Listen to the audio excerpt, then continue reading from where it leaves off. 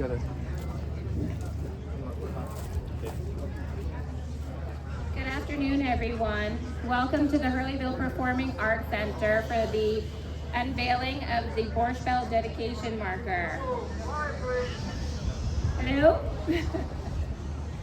I want to thank everybody for coming out. We couldn't think of a better location than the Art Center for this marker.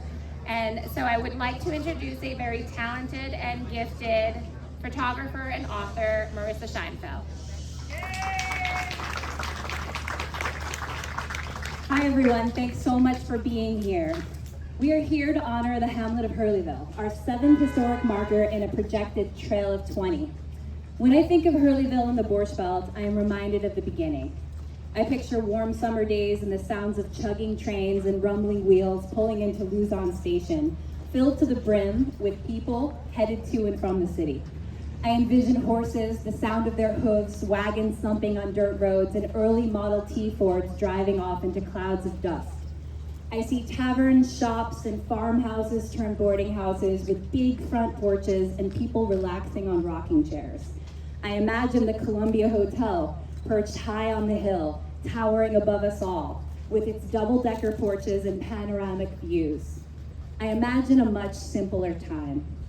Hurleyville is one of the earliest dating Borscht Belt locations that saw an influx of Jewish vacationers starting in around 1910, which was then largely Jewish farm settlements. It is not the glamorous, opulent, glittery moment for so much of the Borscht Belt has become synonymous with, but in fact, it's the starting point for it all. The 1920 edition of the New York and Ontario Railway Guidebook series called Summer Homes called Hurleyville, quote, particularly attractive with its lofty hills overlooking rich valleys, green orchards, and fields of waving grain. Its air is favorable, and heat never interferes with sleep, and the atmosphere is pure and bracing. As the story goes, Jewish farmers who weren't having the best luck farming their land decided to take in boarders to supplement their income. Eventually, many made boarding their sole enterprise, morphing farmhouses into small hotels and bungalow colonies. Born from humble beginnings, the Borscht Belt developed out of the exclusion of Jews from many spaces across America. In a revolutionary act of sorts, the Jewish community decided to create its own space right here in the Catskills, which has a long history of being a refuge for numerous other minority groups as well. In the Catskills, Jews could become Americanized while preserving their Jewishness. In the Catskills, Jews could sit, talk, unwind, and simply just be. And so they left the city in droves, wending their way from Manhattan to New Jersey before getting on a ferry that would take them up to a junction point where they could get on the O&W Railroad and catch a train to Hurleyville. I can only imagine their feelings, anxious and excited, making the long trek to the mountains in search of a little slice of paradise. To a Jew coming from Europe, the scenic beauty, cool breezes, and golden light in places such as Hurleyville were evocative of their hometowns. The hamlet quickly flourished into a prosperous Jewish farming community, and by the 1950s, more than 1 million people inhabited the summer world of hotels, bungalow colonies, and summer camps in this area. There has never been a domain like the Borscht Belt in America. It was a promised land and a utopia of sorts. The era has had a remarkable impact on and injected a vitality onto American popular culture. Through its performers, entertainers, artists who passed through the Borscht Belt, they helped to shape our nation's taste in music, film, theater, and the arts. Today, we honor Mel Brooks, an American icon who got his start right here in Hurleyville. Along with Brooks, Lenny Bruce, and Jim Henson also have a history in Hurleyville. The list of noteworthy individuals who can trace their journey to this place can only be described as an endless well. Having grown up in Sullivan County, the Borscht Belt is a story I've felt an instinctive drive to tell. It just won't go away. With the physical traces of the era vanishing more and more each year, that drive just becomes even greater. The end of the Borscht Belt and its incredible story is in many ways has become the beginning of mine, along with my incredible team. This includes my fellow photographer, Isaac Jeffries, who acts as the project's visual coordinator, right-hand man, Louis Inglaterra, our amazing research coordinator and webmaster, David Hilstein, director of events, our copywriter, Kelly Huggins, who's not here with us today, And our official co-signer of the markers, who is with us today, Sullivan County historian John Conway. Also, a huge shout out to Stacy Emerson, Jason Kaplan, and Dara Manzi, who are our unofficial but key marker team players. Each historic marker that we dedicate is a symbolic representation that sings the history of the hotels and the bungalow colonies and forever cements what can only be described as a massive experience or a happening. A happening is an event or series of events that evoke a feeling, whether it's sensory, emotional, or spiritual. They often combine music and art and performance, and that's what we're combining here today with our slideshow across the street at CCHS, our performance, amazing live performance in the theater at 3, and we also have an author row. Happenings, when they're successful, can blur the boundaries of art and life. And make no mistake, the Borscht Belt was living art, and it was life. And even its apparent death, ripple effects of it can still be found. We are thrilled to be dedicating this marker in Hurleyville, which has come full circle with its own renaissance, to keep the light of the Borscht Belt flickering. It is our hope that the light never dims. Thank you to our partners who have been with us each step of the way, the Steingart family, whose images grace many, if not all, of our markers. The Catskills Institute and Phil Brown. Sullivan County Historical Society and Museum, whose amazing collection is what you'll see in Catskill land across the street. Delaware Valley Arts Alliance, Sullivan Catskills, the town of Fallsburg, the hamlet of Hurleyville, and of course HPAC for giving this marker a home. Thank you all so much for joining us. I'm going to introduce Louis right now to unveil the marker, and we have some hotel descendants here to speak, as well as our county historian, John Conway. So here we go.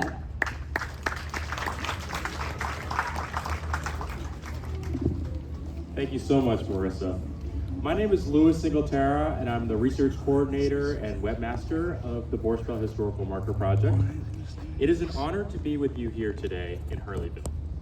Before we begin, I'd like to take a minute to share why this project is so important to me.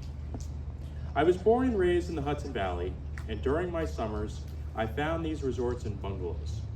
Unfortunately, the beautiful lavish resorts were only shells of what they once were. And yet, I still kept coming back.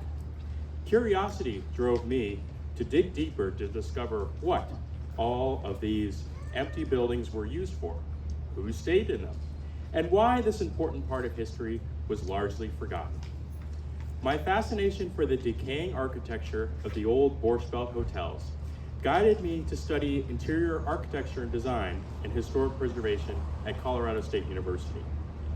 While the iconic buildings such as the Butler Lodge and the Morningside are long gone, these historical landmark signs will stand the test of time and further enlighten the history and legacy of the Jewish Borscht Belt experience for future generations.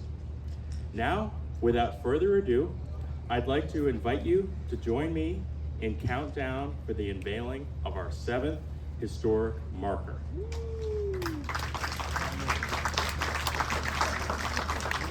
So unfortunately, this marker has the Hurleyville side on the other side, so if you'd like, you could feel free to come by around while we unveil it, or I will be reading it momentarily after we unveil it, so feel free either way. Alrighty. 10, 9, 8, 7, 6, 5, 4, 3, 2, 1.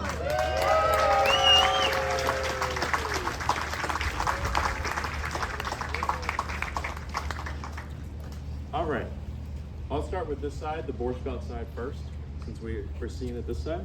So from the 1920s through the early 1970s, the Borscht Belt was the preeminent summer resort destination for hundreds of thousands of predominantly East Coast American Jews.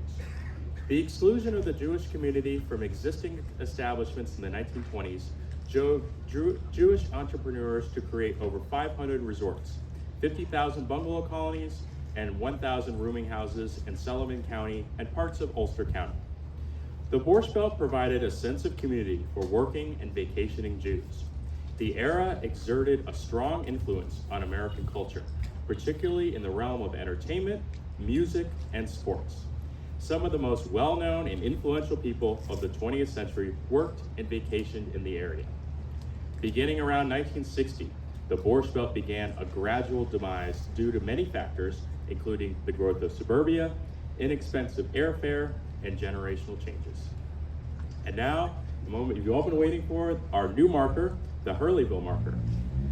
I was there in the glory days of the Catskills, and the audiences were tough and demanding. They really sharpened your act. It was do or die. No Borscht Belt, no Mel Brooks, from Mel Brooks. During Sullivan County's Silver Age, from 1890 to 1915, Hurleyville was home to 9 farmhouses that welcomed summer boarders.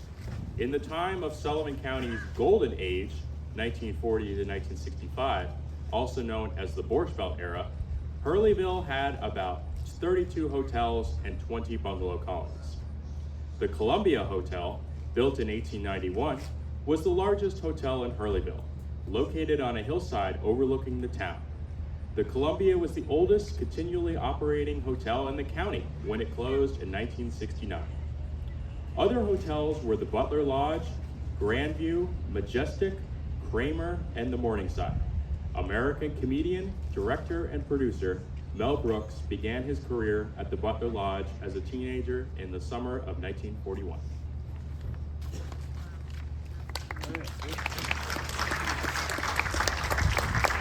Thank you so much for having me, and I'll turn it back to Marissa. Thank you, Louis. I'd like to invite up John Conway, Sullivan County historian, to say a few words. John.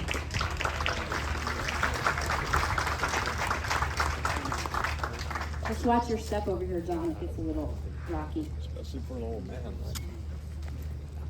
Thank you. Thank you. Thank you all for coming out. Welcome to Hurleyville, or what we like to call the liveliest little hamlet in the mountains. We have a lot going on today, and I'm not going to take a lot of your time, because the one complaint I hear about these historic marker dedications is that the speakers take way too long. So I'm going to be very brief. First of all, I'm very honored to be part of this team, and I don't want to take the focus away from Marissa and Isaac and Louis and the guys who really do all the work. Congratulations again on just an incredibly important step forward in preserving our history. The marker here in Hurleyville, I think, is particularly significant. As some of you may know, during the golden age of tourism here in Sullivan County, we were home to 538 hotels, as you just heard, 50,000 bungalows, 1,000 boarding houses. And I think it's all too common today when you speak to people about that era, for them to conjure up the notion of 538 Concords, Grossingers, and Laurels.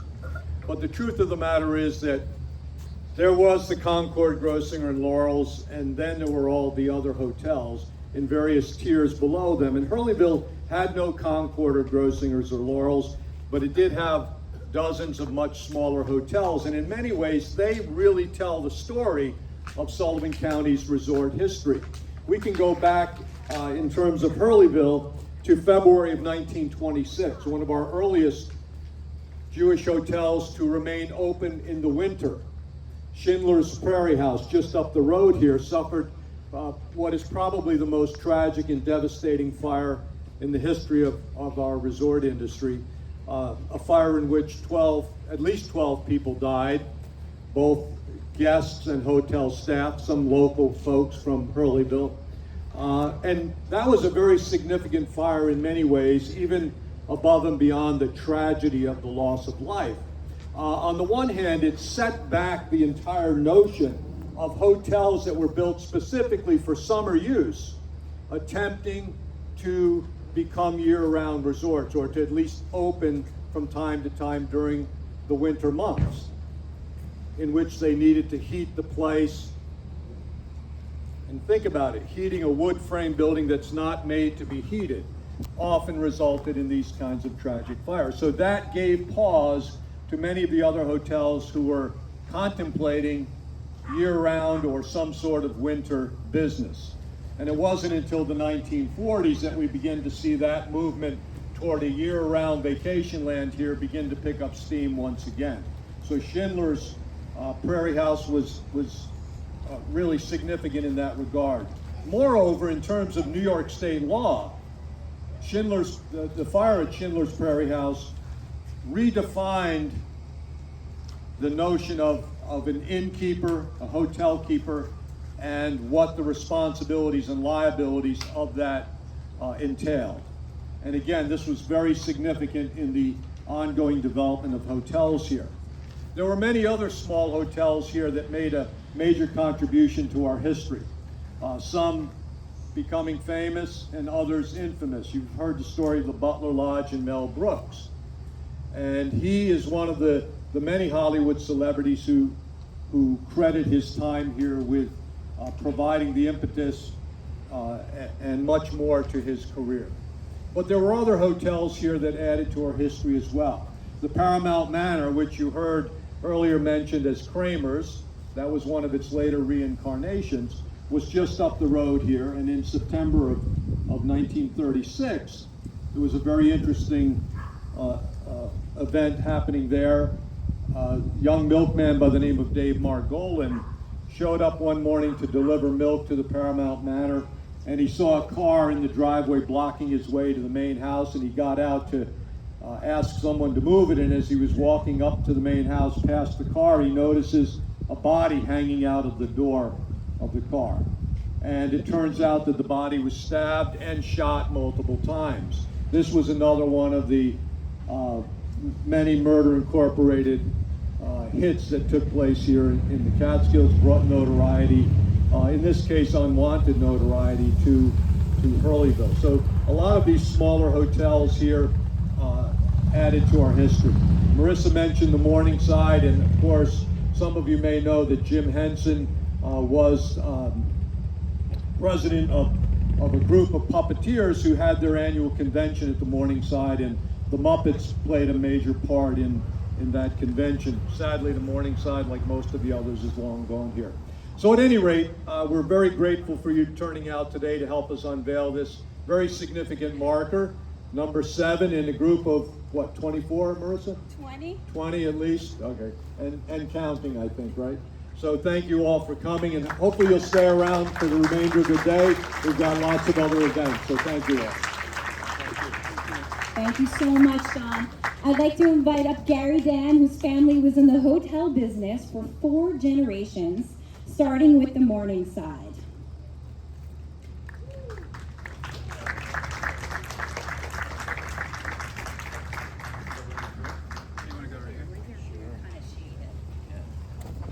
Hold on.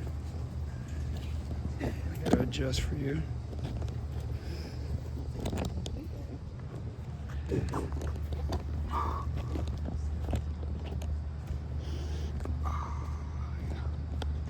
My name is Gary Dan, 4th generation of the Catskill Hotel family.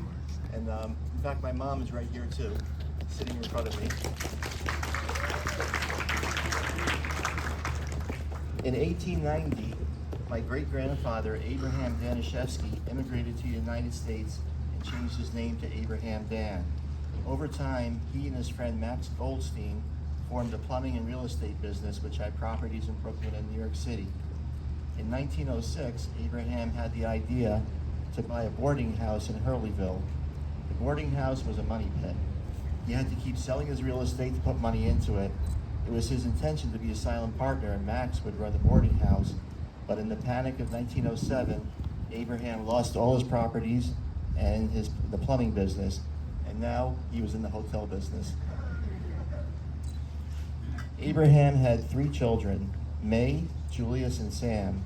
Julius was my grandfather. Their new boarding house was one of the many early kosher establishments in Sullivan County. As a sign of the times, my great-aunt May wrote about finding papers when they first moved into the boarding house from the previous owner, stating, "No dogs or Hebrews allowed." Abraham, being a plumber, and his stepbrother, being a carpenter, built the boarding house into the Morningside Hotel. It was once considered to be one of the finest kosher hotels in the Catskills. The 1920 census lists Abraham as a farmer from Luzon. Hurleyville was once called Luzon Station over a confusion with the post office in Hurley, New York. The occupation as farmer is interesting. An ad from 1914 says, among other things, Morningside Hotel, Luzon Station, Dan and Goldstein proprietors, strictly kosher, telephone connection, and modern hotel and farm of 325 acres. As children, Aunt May and Uncle Sam and Grandpa Jules attended a one-room schoolhouse in Hurleyville, which Aunt May said was called the Pleasant Valley Schoolhouse. Talking to John Conway today, he said that that schoolhouse was on the corner of Pleasant Valley and Brickman Road. As a where was I? They did ice fishing in Morningside Lake with her father for food. Usually they walked to and from school, but on some days a farmer picked them up and they rode on a horse-drawn wagon. Like my father and my grandfather, I had the extraordinary experience of spending summers with my many cousins playing in a large resort hotel. As the child of an owner, you had access to every part of the hotel. You can do and see the same things that the guests do and see, plus you can wander the back rooms, the office, the attic, and the basement on rainy days. Then run through the kitchen to the walk-in freezers and get bonbons, or stroll down to the bakery for a special treat. As kids, May and Sam and Julius grew up in the Morningside and later were in the hotel business. Their kids, my father, Abraham, but known as Abby Dan, being one of them, grew up at Chewaga Lodge and later was in the hotel business. I grew up in the hotels with my sisters and my many cousins and worked for many years in the hotels, but it all ended before I could follow in my father's footsteps. In 1920, Abraham gave or sold his share to Max Goldstein and purchased Chewaga Lodge. I could speak about that for an hour, and I have. The Morningside continued to operate under Max Goldstein for many years. In 1943, the main building burned to the ground. It looks like it was rebuilt for the summer of '43, though. In 1959, Max Goldstein sold the hotel, and it was renamed the New Morningside Hotel. In 1964, the hotel burned to the ground, never to be heard of again. The Morningside, while almost forgotten, was an important Catskill hotel. It was one of the very early Jewish-run hotels in this county and set the standard for fine kosher hotels. Thank you. Thank you so much, Gary. So we have two more speakers here. We have Mark Kramer, son of a small hotel owner, spent first 18 years of his life in Hurleyville, worked in hotel dining rooms all throughout college, and he's the author of Borscht Belt Boy, Recollections of a Hotel Brat, and will be participating in the Author Row along with numerous other authors after this. Hi, Mark.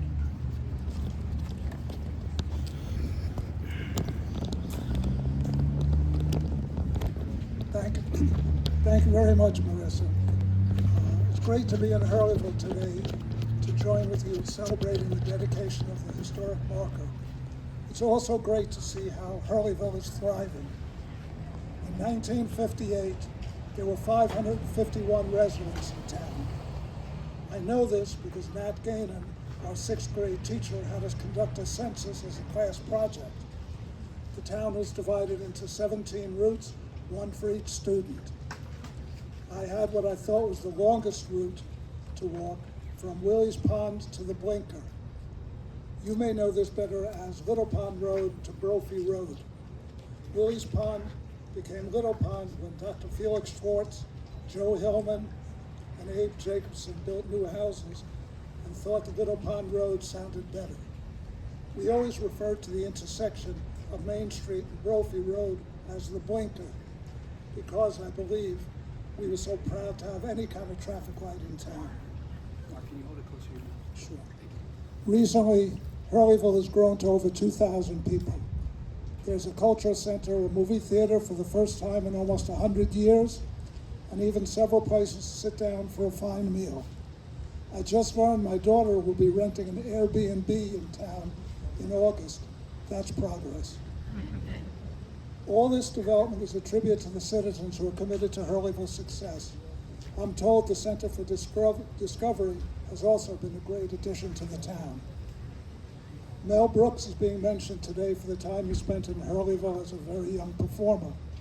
I'd like to mention a few other less famous but significant people from our past.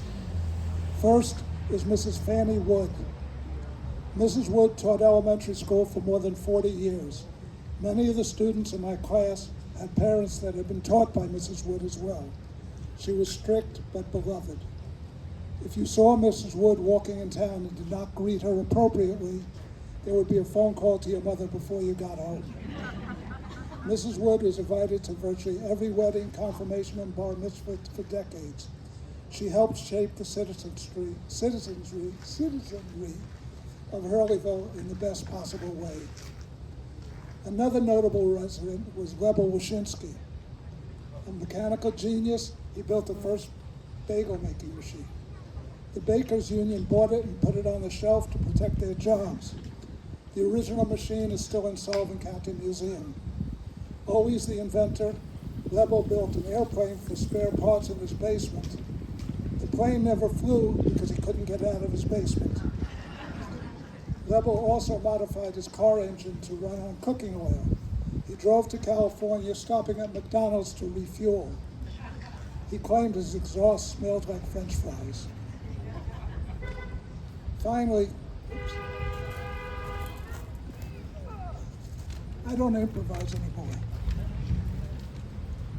Finally, Lenny Bruce was our family hotel's MC for 2 seasons in the early 1950s. But to learn about Lenny, Buddy Hackett, and more about Murder Incorporated, you have to read my book, Borscht Boy, Recollections of a Hotel Brat. Thank you. Thank you so much, Mark. And last, I'd like to invite up Jacob Billig, Martin Billig, and Robin Baer, the grandchildren of Pincus and Pauline Cohn, owners of the Butler Lodge. I'm just going to make a quick announcement after they speak, but we're almost through here. Thank you, everyone, so much for being here. Can you, yeah.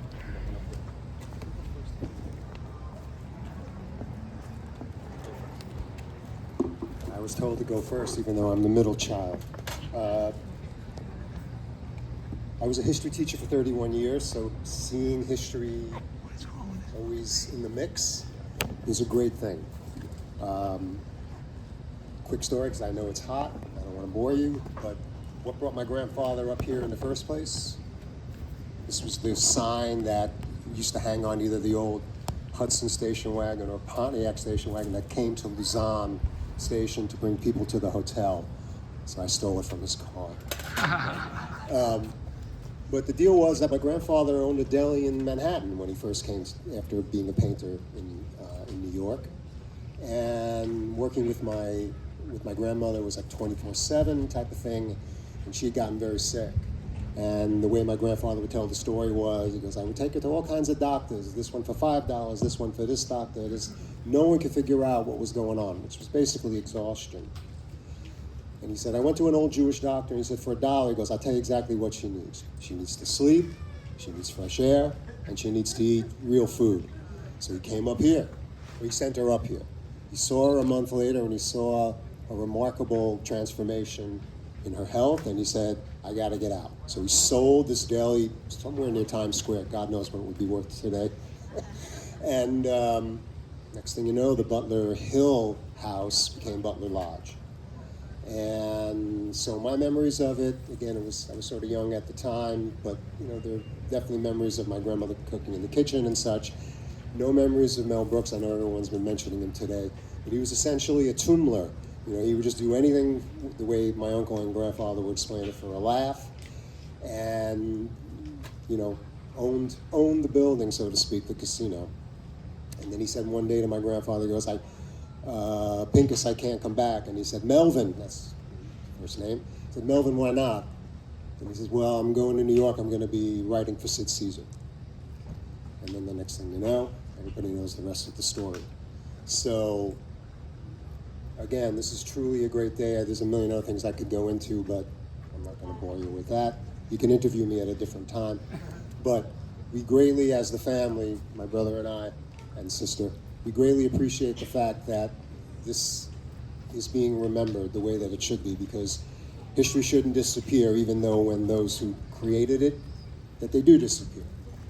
And it should always stay as legacy. So, thank you very much.